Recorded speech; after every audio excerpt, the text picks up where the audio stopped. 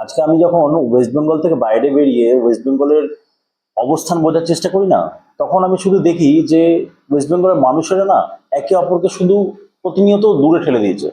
আজকে হিন্দু মুসলিম, আজকে TMC CPM BJP, আজকে ইস্ট বেঙ্গল মোহনবাগান, আজকে ঘটিবাটি, এই সমস্ত জিনিস করতে করতে করতে করতে না আমরা নিজেরা একে অপর থেকে দূরে চলে গেছি। সেটা আমরা বুঝতেও চেষ্টা করিনি কোনো সময়।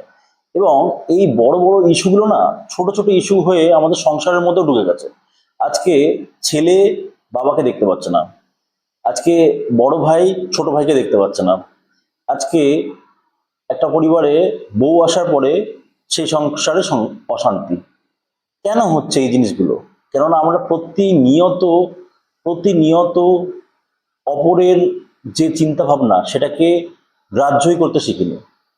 অপরের রেসপেক্ট আমরা করতেই শিখিনি। অ্যাকচুয়ালি ওয়েস্ট বেঙ্গলের মানুষেরা নিজেরা যতদিন পর্যন্ত নিজেদেরকে মনে করবো যে আমরা যেটা ভাবছি সেটাই ঠিক, তত দিন পর্যন্ত আমরা ভুল করব। চেঞ্জ করুন নিজেকে, ওয়েস্ট বেঙ্গলকে এগিয়ে নিয়ে চলুন।